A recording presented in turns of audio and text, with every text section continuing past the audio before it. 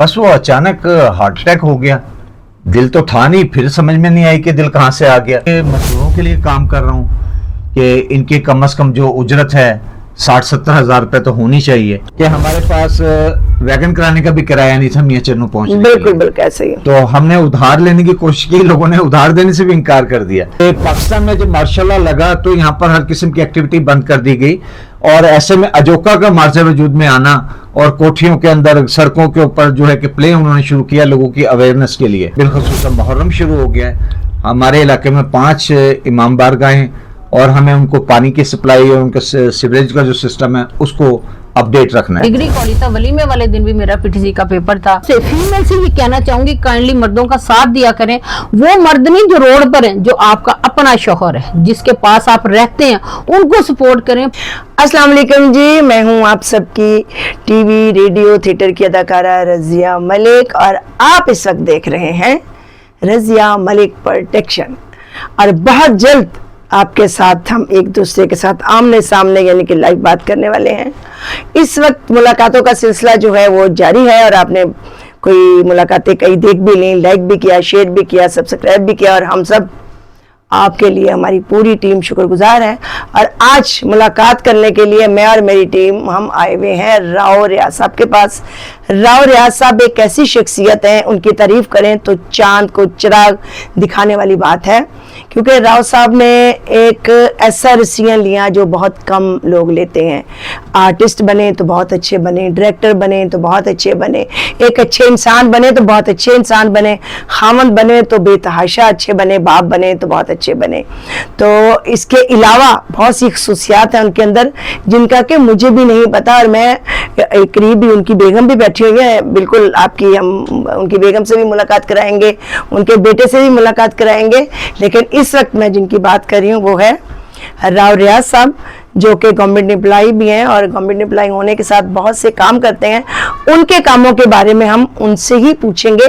तो आइए आज की मुलाकात करते हैं राव रियाज साहब। अस्सलाम वालेकुम जी। जी वालेकुम अस्सलाम। अल्हम्दुलिल्लाह मैं ठीक हूँ। अब ठीक है। वैसे कुछ दिन पहले किसी को दिल दे बैठे तो हार्ट अटैक भी हो चुका था, वो क्या वाकया था, जरा ये तो सुनाइए। बस वो अचानक हार्ट अटैक हो गया।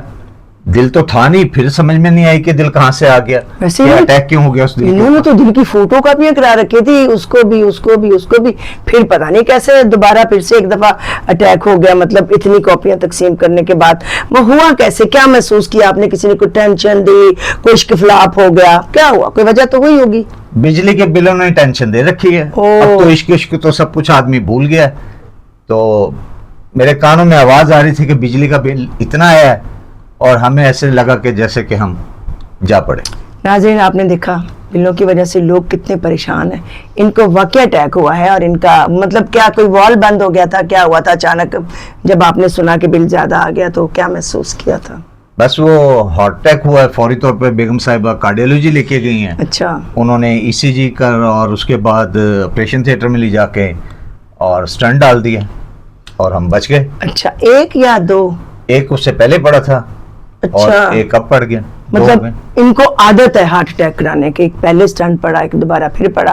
अब दुआ तो कर रहे हैं यही कि अब दोबारा किसी किस्म का ना वॉल बंद हो इनका, ना वॉल क्लॉक बंद हो और ना स्टंट पड़े और ये इसी तरह हंसते मुस्कुराते रहें, क्योंकि हमेशा अच्छे इंसान जो होते हैं वो हंसते मुस्कुराते ही अच्छे लगते हैं। इसके अलावा आजकल आप क्या कर रहे हैं? आजकल बस यही है कि मजदूरों के लिए काम कर रहा हूँ कि इनकी कम से कम जो उजरत है 60-70 हज़ार रुपए तो होनी चाहिए। लेकिन वो 32 हज़ार रुपए गवर्नमेंट ने की हुई है, 5 हज़ार रुपए इस बजट में बढ़ा दिए हैं, 37 हज़ार हो गई है। लेकिन कोई भी बंदा 37 हज़ार रुपए देने के लिए तैयार नहीं है। क्यों तैयार नहीं? ये गवर्नमेंट एम्प्लॉइज की बात करें आप, ये मजदूर यूनियन के लीडर भी हैं। मैं गवर्नमेंट एम्प्लॉइज की भी बात कर रहा हूँ। गवर्नमेंट ने अगर दिए हैं, एक हाथ से दिए हैं, दूसरे हाथ से वो टैक्सेस लगा के उनकी तनख्वाह बराबर कर दी। बिल्कुल ठीक है। तो आप को कल जब मैंने फ़ोन किया कि मैं आपके पास आ रही हूँ आपसे बातचीत करने या आपसे मुलाकात करने, तो आपने एक बड़ा अच्छा मुझे ऑडियो मैसेज भेजा जिसपे ये कहा कि सारे मोहल्ले के गटर बंद हैं, सारे मोहल्ले में मेरी ड्यूटी लगी हुई है, मैंने फ़लाँ जगह जाना है, तो मैं तो परेशान होगी, सारे गटर राव साहब खोलेंगे। वो गटरों का क्या वाक़या था? जाहिर है कि मेरा डिपार्टमेंट है कि लोगों की फैसिलिटीज़ के लिए हम काम करते हैं, लोगों को सर्विस मुहैया करते हैं। कि वाटर सप्लाई और सीवरेज का सिस्टम है हमारे पास। अच्छा। और पाकिस्तान में सबसे बेहतरीन सिस्टम हमारा है कि आपकी अगर प्रॉब्लम आती है तो मेरा ख्याल है कि 6 घंटे के अंदर हम उसे हल कर देते हैं। सुना नाज़रीन, अच्छा आपका कोई स्पेशल नंबर भी होता है जो आप बताते हैं कि इस नंबर पे फौरन कॉल करें और फौरन हमारा जो अमला है वो पहुंचेगा? 1334 1334 याद रखिएगा, और राव साहब को भी याद रखिएगा। राव साहब, आपने काफी ज्यादा ड्रामों में एक्टिंग भी की, तो वो कौन से ड्रामे थे, जरा रोशनी डालिएगा। ड्रामे तो बहुत सारे हैं, देख तमाशा चलता बन है, समाज को बिगड़ डालो है, उम्मीद की किरण है, मैं कहाँ जाऊं, इस तरह बहुत सारे ड्रामे, अब तो याद भी नहीं है कौन से ड्रामे। लेकिन मेरे ड्रामे वो वाले नहीं है जो हर बंदा सोचता है। मेरे ड्रामे एजुकेशनल हैं, मोटिवेशनल हैं, इनकलाबी हैं, कि लोगों को सोचने की आदत डालने की हम बात करते हैं। लोगों ने सोचना छोड़ दिया है, और जिसकी वजह से आज आपके सामने तमाम मसाइल आपके सामने खड़े हैं कि जब लोग सोचते नहीं हैं तो कुछ भी करने के लिए तैयार नहीं है। बिल्कुल ऐसा ही है। नाज़रीन, एक दफ़ा मुझे राव साहब ने फ़ोन किया और ये कहा कि जी आप मेरे ड्रामे में काम करेंगी, तो मैंने उनको कहा कि जी मैं तो पैसे लूँगी। तो उन्होंने कहा जी मेरा ड्रामा तो ऐसा होता है, मेरे पास एक 100 रुपया हो तो मैं बस में बैठ के जाता हूँ और अपने आर्टिस्टों को बुलाता हूँ और शाम को परफॉर्म कर लेता हूँ, मैं तो 100 रुपये में भी ड्रामा करता हूँ। मैं कहा जी मैं तो 100 रुपये में ड्रामा नहीं कर सकती, क्योंकि रिक्शे का किराया भी लगता आने जाने का। तो मैंने इनका वो ड्रामा फिर उस वक्त तो मैंने नहीं किया, लेकिन जब मुझे इस बात का पता चला कि ये इतने अच्छे ड्रामे कर रहे हैं और अवेयरनेस पे कर रहे हैं, तो मैंने इनके साथ वो ड्रामा किया जो कि हमने अजोका थिएटर से लिया था। जाकर हम दोनों गए थे और वहां से एक ड्रामा लेकर आए थे जिसका नाम था देख तमाशा चलता बन। वो हमने किस जगह पे किया था और क्यों किया था, ये बताइए।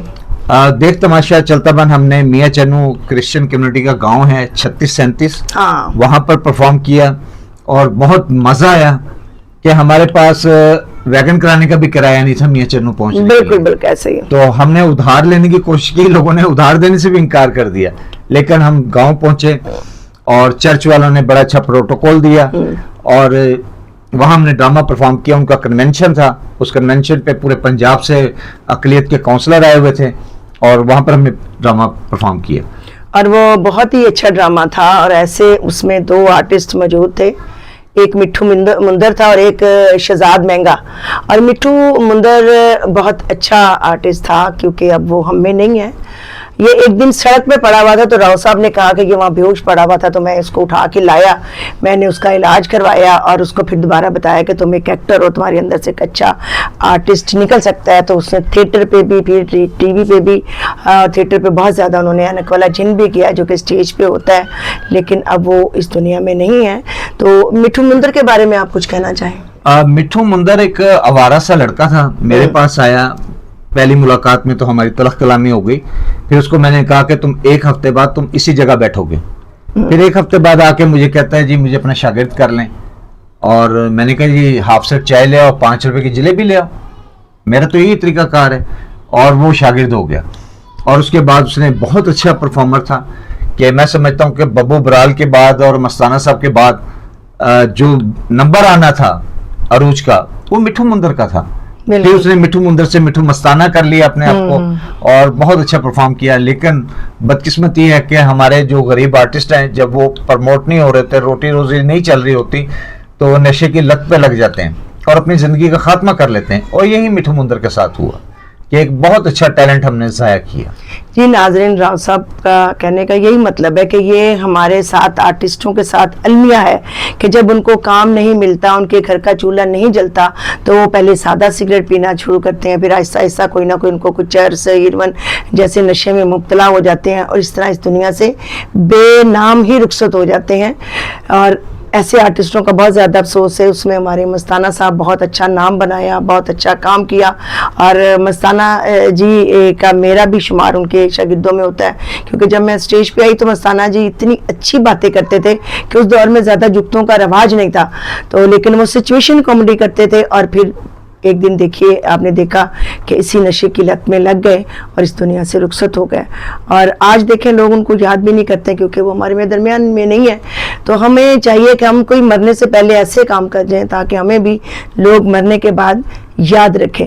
राव साहब, आप ये बताइएगा कि आपने एक्टिंग किस किस ड्रामों में की? देख तमाशा में की थी एक्टिंग, ये तो मुझे याद है। इसके अलावा जहाँ पे एक्टिंग की या एज ए डायरेक्टर काम किया, वो कौन से ड्रामे थे? सबसे ज्यादा जो एक्ट किया मैंने वो समाज को बदल डालो में किया, तकरीबन कोई 250 के करीब वो शोज हमने किए थे। तो उसमें क्या समाज को बदल डालो, तो क्या समाज बदला? नहीं, बदला तो नहीं, लेकिन लोग अब हमें कहते हैं कि जो तुम बातें उस वक्त किया करते थे आज वो उसी तरह हमारे सामने आ रही हो रहा है। बिल्कुल ऐसे ही है। बस यही था। और उसमें आपने मुझे एक दफा स्टोरी एक सुनाई थी कि पता नहीं किस मुल्क में एक ड्रामा हुआ और उसमें ऐसी अवेयरनेस दिखाई गई कि उसके बाद इनकलाब आ गया था, वो स्टोरी सुनाई जरा। चाइना के अंदर था कि 46 के अंदर जो है कि कल्चरल इनकलाब की तैयारी हुई। माओ ज़ेतुंग की क़यादत में लोगों ने स्टेट प्ले करना शुरू किया, लोगों ने उसमें जो है कि उनके साथ जुड़ते चले गए और 48 के अंदर चाइना के अंदर इनकलाब बर्पा हो जाता है। चाइना का है, बल्कि आप जो हिंदू कल्चर है वो भी ड्रामे के बेस के ऊपर खड़ा हुआ है। और इसी तरह बंगाल के अंदर एक दफा कहत पड़ा था तो पूरा बंगाल भूख से मर रहा था। उस वक्त का जो थिएटर था, इनकलाबी थिएटर था, उन्होंने अनाज इकट्ठा करने के लिए अपील की, उन्होंने स्ट्रीट प्ले शुरू किया और जिसके नतीजे में इतना अनाज बंगाल में इकट्ठा हो गया कि लोग खा खा के मरने लग गए। यानी थिएटर बड़ा इंपॉर्टेंट है। बिल्कुल। कि पाकिस्तान में जब मार्शल लॉ लगा तो यहाँ पर हर किस्म की एक्टिविटी बंद कर दी गई और ऐसे में अजोका का मार्शल वजूद में आना और कोठियों के अंदर सड़कों के ऊपर जो है कि प्ले उन्होंने शुरू किया लोगों की अवेयरनेस के लिए। और इसी तरह बहुत सारे थिएटर हैं कि खासतौर पे जो स्ट्रीट थिएटर है सफदर हाशमी का, इंडिया के अंदर बहुत बड़ा नाम है उनका। मैं समझता हूँ कि मेरे रूहानी उस्ताद भी वो हैं। पाकिस्तान में तो शौकी खान साहब मेरे उस्ताद थे। अच्छा। लेकिन सफदर हाशमी साहब मेरे रूहानी उस्ताद हैं। मैं उनसे कभी मिला नहीं हूँ। उनको भी थिएटर करते हुए गली के सड़क के ऊपर फायर मार के शहीद कर दिया गया और हिंदुस्तान की तारीख में तमाम कौमियतों, तमाम मज़ाहिब ने उनके एक जनाजे में शिरकत की और बहुत बड़ा उनका जनाजा था। तो देखने वाले जब मेरा काम देखते थे और सफदर हाशमी को जो लोग जानते थे कहते तुम दोनों एक दूसरे से मिलते हो या डिस्कशन करते हो? वल्लाह मैंने कहा मैं तो आज तक उनसे मिला भी नहीं हूँ, लेकिन उनकी रूह मेरे अंदर है कि सफदर हाशमी की तर्ज पे मैं काम करना चाहता हूँ। और मेरा थिएटर जो है वो भूख, गुर्बत, बीमारी, बेरोजगारी के खिलाफ है, लोगों को अवेयरनेस देने के लिए। आजकल माहौलियात का बहुत बड़ा इशू बन गया है कि अगर हमने दरख्त ना लगाए, अब मेरा दिल चाहता है कि दोबारा से मैं गली गली में जाऊं, लोगों को अवेयरनेस दूं कि जनाब आप दरख्त लगाएं। अगर दरख्त नहीं लगाएंगे तो अगले साल हमारा जो टेम्परेचर होगा वो 61 होगा। बिल्कुल सही कह रहे हैं, ऐसे ही है। अच्छा, आपने देखा नाजरीन कि राव साहब के अंदर अभी भी एक जज्बाती इंसान मौजूद है और इनकी नीयत अच्छी है जिसकी वजह से हर जगह पे इन्होंने कामयाबी हासिल की। और इनके जो रूहानी उस्ताद थे वो थे अपना सफदर हाशमी साहब, और सफदर हाशमी साहब का नाम तो किसी तारीफ का मोहताज नहीं है। मैंने भी उनका सिर्फ नाम सुना है, ड्रामे सुने, बट मेरी कभी मुलाकात नहीं हुई। तो पूछते हैं इनसे कि वो जो आपकी ड्यूटियां आजकल लगी हुई, वो कहाँ ड्यूटियां लगी हुई हैं? आजकल हमारी ड्यूटियां जो हैं कि वो मानसून चल रहा है, उसके ऊपर ज्यादा फोकस है। और हमारी जो सीएम है वो बहुत ज्यादा एक्टिव है, मरियम नवाज जो है। जी जी। तो इस मामले में हमें अपने इलाके को हर वक्त क्लियर करना है। और बिलखसूस मुहर्रम शुरू हो गया है। हमारे इलाके में 5 इमाम बारगाहें हैं और हमें उनको पानी की सप्लाई और उनका सीवरेज का जो सिस्टम है उसको अपडेट रखना है, ताकि तमाम जो ज़ायरीन हैं जो आएंगे यहाँ पर या जो मुहर्रम से मुंसलिक लोग हैं उन्हें किसी किस्म की परेशानी ना हो। देखा नाजरीन, कितने अच्छे जज्बात हैं। हार्ट अटैक होने के बावजूद, ज़्यादा बिल आने के बावजूद इतना जज्बा है इनके अंदर कि रात को पूरी रात ये ड्यूटी करते हैं, कभी कहीं और फिर रात को भटकते हुए आते हैं। पूछो कहाँ पे हैं तो कहते कुछ पता नहीं, हम तो कहीं भी जा सकते हैं। तो अपने काम के साथ बहुत ज़्यादा सिंसियर हैं, घर वालों के साथ सिंसियर हैं। ऐसे इंसानों की, ऐसे लोगों की कमी है और हमें उम्मीद है कि ऐसे इंसान बहुत आएंगे और आते ही रहेंगे। अब मुलाकात करते हैं इनकी बेगम से, जो कि बिल्कुल इशारों से मुझे कहनी कि मैं नहीं भी ऐसे होता तो नहीं है। जब हम घर आए हैं, फ्रेंड है वो, बहन है छोटी, तो उनसे मुलाकात तो थोड़ी सी होगी तो यकीनन आपको पसंद आएगी। तो राव साहब, आपकी बेगम से थोड़ी बात कर लें? जी जी बिल्कुल। आपको कोई इतराज तो नहीं? मुझे कोई इतराज नहीं है। आप बैठिए और मैं उनको बुलाती हूँ। जी नाजरीन, बात हो रही थी सोनिया राव की, तो सोनिया राव हमारे पास इस वक्त मौजूद है, हम इनसे कुछ बातचीत करेंगे। सोनिया राव, अस्सलाम वालेकुम। वालेकुम अस्सलाम। रज़िया मलिक कैसी हैं? मैं बिल्कुल मेरी ठीक। तबीयत बाग हो गई, इतने अरसे बाद मुलाकात हुई, बहुत अच्छा लगा आपसे मिलकर। जी सोनिया से मैं इस वक्त मिल रही हूँ तकरीबन कोई 24-25 साल के बाद, और हमारी 24-25 साल पुरानी दोस्ती है, लेकिन बातचीत कभी कभार हो जाती है, मगर ये अलमिया है हमारा कि हम इतने अच्छे लोगों से दूर क्यों हुए, लेकिन अब जो मिले हैं तो हमेशा मिलते ही रहेंगे और एक दूसरे के साथ मुलाकातें भी जारी रखेंगे, और इनके साथ भी हमारी एक अच्छी मुलाकात है, इंशाल्लाह भी होगी। तो सोनिया जी, आपकी शादी कब हुई थी? 91 में। 90। और नाज़रीन, मैं आपको बताऊं 91 में ही मेरी शादी हुई थी, और यकीनन पहला बच्चा 92 में हुआ होगा। यस। और 93 में दूसरा? नहीं, 94 में। अच्छा, मेरा जरा थोड़ा सा आगे पीछे हो गया। अच्छा, बिल्कुल पहले आ गए थे।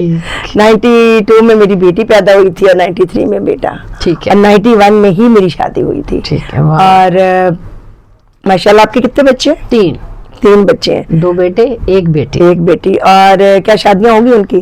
जी, तीनों बच्चे अल्हम्दुलिल्लाह शादीशुदा हैं, तीनों के पास औलाद है, और माशाल्लाह बड़ा अच्छा सेटअप तीनों ने लगाया हुआ है। सबसे बड़े बच्चे ने कितनी एजुकेशन हासिल की? उन्होंने UMT से किया है, लास्ट जो उन्होंने डिग्री हासिल की है UMT से, उन्होंने SMS किया है। वैसे वो बहुत ज्यादा, उनके वजन से ज्यादा उनकी एजुकेशन है। वो मेरे घर का जीनियस ब्रिलियंट तरीन बच्चा है। सुन रहे हैं आप नाज़रीन, ऐसे बच्चे बहुत कम होते हैं, और ऐसी माएँ भी बहुत कम होती हैं जो अपने बच्चों को आगे तक लेकर आती हैं, क्योंकि जब तक माँ बाप सपोर्ट नहीं करते बच्चा कभी भी आगे नहीं जा सकता। अच्छा जी, मजीद बताइए। मेरी कामयाबी का या मेरे बच्चों की कामयाबी का राज ये, मैंने बच्चों में अदर कोई एक्टिविटी, गली मोहल्ले की कोई नेगेटिविटी मैंने उनमें आने नहीं दी। एजुकेशन घर। संडे भी होता था, उस संडे में भी हमारा ये जोक होता था, इसका मीनिंग बताओ, इसके स्पेल बताओ, इसके ये बताओ, तो बच्चों ने वो इतना कुछ सीखा नहीं माशरे में जो कि बच्चे सीखते हैं गली गलार में। मेरे बच्चों ने ज़िशान पर मेहनत की, उसे मेहनत से मैंने तराशा। सोनू, अवैस, रियाज और बहना, उनकी एक बहन भी है मारिया रियाज, ये फ्री में पले, क्योंकि बड़े बच्चे भी मेहनत करें, छोटे नीचे टीम वैसे ही सरवाइव करती रहती है। हाँ, बिल्कुल अल्हम्दुलिल्लाह। क्योंकि जब बड़े इंटेलिजेंस होते हैं तो जो छोटे होते हैं उनको देख के वही कॉपी करते हैं।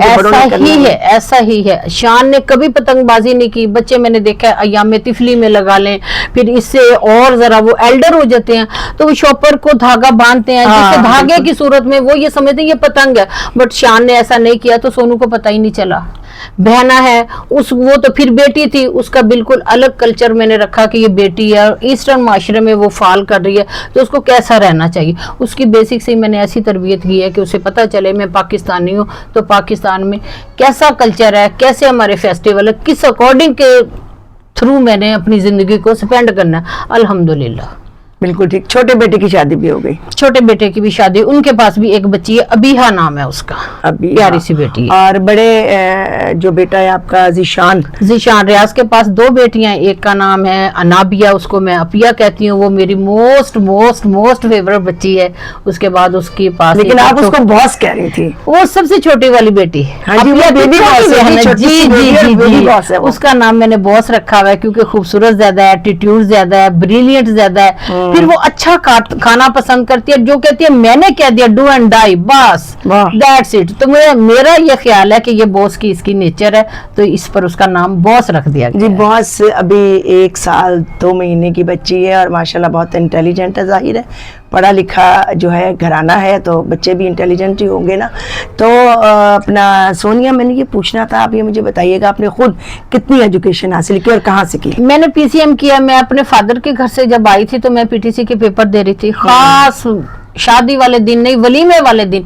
लड़कों का जो डिग्री कॉलेज था उधर उकाड़ा से बिलोंग करती हूँ, वहाँ डिग्री कॉलेज था। वलीमे वाले दिन भी मेरा PTC का पेपर था। अच्छा। और रास्ता मुझे खुद लेकर गए थे पेपर दिलवाने, चेक कर देख रहा। रात के दिन नहीं था कोई पेपर? नहीं, मेरा बारात के दिन पेपर ही था वैसे, वो असल में नहीं, मेरा वलीमे वाले दिन पेपर दे के आई हूँ। तो मैंने अपनी मदर इन लॉ से पूछा, अम्मा वलीमा हो गया? तो हमारी सास ने, हमारी ये मदर मदर इन लॉ ने बड़ी सादगी से कहा हाँ भाई हो गया। तो मैंने कहा हमारे घर से कौन आया? उन्होंने कहा तुम्हारी अम्मा, तुम्हारी भाभी, तुम्हारी बहनें। यानी कि आप लोगों के बगैर वलीमा हो गया? जी मेरे बगैर पेपर देने गए? बिल्कुल बिल्कुल पेपर देने गए। आपने कभी ऐसे पेपर ऐसा वलीमा ना देखा होगा ना सुना अब होगा। तो ये खास लोगों ने वो बना दिया है कि जब तक दूल्हा और दुल्हन स्टेज पे नहीं है वलीमा नहीं होता। लो अब तो दूल्हा दुल्हन ऐसे हाथों में हाथ डाल के स्टेज पे आते हैं। ऐसा ही है। लड़कों का डिग्री कॉलेज था तो वहाँ पे मैं वो ये किस उकाड़े की बात? जी उकाड़े की। नहीं, राव साहब आपको ब्याह कर लाहौर नहीं ले आए थे? नो, ये आफ्टर 6 मंथ हम यहाँ पर शिफ्ट हुए। अच्छा, इससे पहले राव साहब भी उधर ही जाते थे उकाड़ा में? ये वीकली जाते थे, समटाइम ये मंथली जाना फिर शुरू हो गए। इनकी ट्यूसडे की ऑफ होती थी, उस ड्यूरिंग में इनकी मदर के पास ही रहती थी। तो थोड़ा मुझे खौफ भी था कि जिस बंदे से शादी हुई है वो ही घर में नहीं है तो ये लोग मेरा खाना पीना या मेरा बोलना तो बंद नहीं कर देंगे। ये क्या एक खौफ सा होता था ना, क्योंकि मैं एक शौक चंचल बच्ची थी। वो तो खैर तो आप अभी भी हैं, इसमें तो कोई शक नहीं। ठीक है, जब ये आते तो फिर मुझे लगता था अब मेरा सिक्का जमेगा, क्योंकि अब जिस बंदे से शादी वो बंदा है मेरे पास। मेरी सास वैसे एक बेहतरीन सास थी। अगर मेरी कोई सक्सेस है तो अम्मा को सलूट जाता है, credit goes to mother in law. आमीन जी आमीन। वो आज मट्टी के नीचे और अल्लाह ताला उन्हें जन्नत में जगह दी। माएँ जो होती हैं वो सबकी बड़ी प्यारी होती हैं, और राव साहब की माँ तो वाकई बहुत प्यारी होंगी जिन्होंने वो राव साहब जैसे अपना आदमी को, लड़के को जन्म दिया। तो यकीनन वो अजीम औरत है, और सभी माएँ अजीम होती हैं। अल्लाह पाक सब माओं को जन्नत में जगह दे जो इस दुनिया में नहीं है, रुखसत हो चुकी है। जिस दुनिया में है अल्लाह पाक उन्हें सेहत तंदुरुस्ती वाली लंबी ज़िंदगी अता फरमाए। और ख़ुद भी सोनिया एक बहुत अच्छी माँ है, बहुत अच्छी नानी है, बहुत अच्छी दादी हैं, और बहुत फ़ख्र है हमें, हमारी कौम को फ़ख्र है, उनके पूरे घराने को फ़ख्र है कि ऐसी माएँ मौजूद हैं जो अपने बहुत कम वसाइल में, लिमिटेड वसाइल में, यहाँ तक कि मैंने एक दिन राव साहब से पूछा कि राव साहब आपके बच्चे किस स्कूल में पढ़ते हैं? तो उन्होंने मुझे कहा वो गवर्नमेंट स्कूल में पढ़ते हैं। तो मैंने कहा राव साहब गवर्नमेंट स्कूल में तो पढ़ाई नहीं होती। उन्होंने कहा अगर इन्होंने पढ़ना होगा तो ये 10 रुपए में भी पढ़ जाएंगे, नहीं पढ़ेंगे तो 10,000 में भी नहीं पढ़ेंगे। और मैंने अपने बच्चों को प्राइवेट स्कूलों में पढ़ाया, लेकिन आज वो टाट पे बैठ के पढ़ने वाले बच्चे बहुत कामयाब हैं और कामयाबी की तरफ ही जा रहे हैं। तो सोनिया राय से हम एक मैसेज लेते हैं कि वो पब्लिक को क्या कहना चाहती हैं। कि सोनिया आप कुछ कहना चाह रही थी? जी, मैं ये कहना चाहूँगी कि देखिए हम पाकिस्तान में रहते हैं, ईस्टर्न माशरा है, यहाँ पे इस अगर फीमेल चाहती हैं, सक्सेस चाहती हैं, तो उनको चाहिए कि अपने बच्चों को बेसिक से ही, हमेशा तरबियत कहाँ से होती है? बेसिक से। बेसिक से ही बताएं कि ईस्टर्न माशरा इसमें आपने इस तरह से रहना, इस तरह से रहना। उनमें अदर खसूसियात या अदर खूबियां नेगेटिव जो होती हैं वो पैदा ही ना होने दें। एक पॉइंट। दूसरे ये देखें, मैं स्टिल अब तक मैं बच्चों को टीच करती थी, पढ़ा रही थी। राव साहब के 3 बच्चे हैं, राव साहब ऑन ड्यूटी बंदा है, उसके बावजूद इनके बच्चों की शादियां हो चुकी हैं, 2-2 मकान है राव साहब के पास, बच्चे तीनों अपनी जगह वेल सेटल्ड है। वो कैसे हैं कि देखिए मैंने स्टिल अभी तक पढ़ाना नहीं छोड़ा, मैंने राव साहब को अकोमोडेट किया, अपने आप को भी किया, अपने बच्चों को भी किया। और यही एक औरत की सक्सेस होनी चाहिए। अगर हम राव साहब को कितना भी खींचते वो बंदा, डेथ तो हो सकती थी, वो शायद इस सक्सेस तक ना पहुंच सकते जब तक मैं ना उठती। तो मैं औरतों से, फीमेल से ये कहना चाहूंगी, काइंडली मर्दों का साथ दिया करें। वो मर्द नहीं जो रोड पर हैं, जो आपका अपना शौहर है, जिसके पास आप रहते हैं, उनको सपोर्ट करें पॉजिटिव तरीकों से, ताकि एक अच्छी नस्ल, एक अच्छी कौम जो है वो आप बिल्ड करके माशरे में छोड़े। बहुत अच्छा जी, आपने देखा कि सोनिया जी यही कह रही थी। और यहीं पे एक मिसाल भी मुझे याद आ रही है कि वाकई आदमी और औरत दोनों गाड़ी के पहिए होते हैं, और वो गाड़ी ज़िंदगी की जब ही चलती है जब दोनों पहिए बराबर हों। और आपको पता ही है कि इस वक्त जो है आप देख रहे हैं रज़िया मलिक प्रोडक्शन। मिलते हैं अगली मुलाकात पे, देखते रहिए रज़िया मलिक प्रोडक्शन, और हाँ सब्सक्राइब करना ना भूलिएगा। Thank you.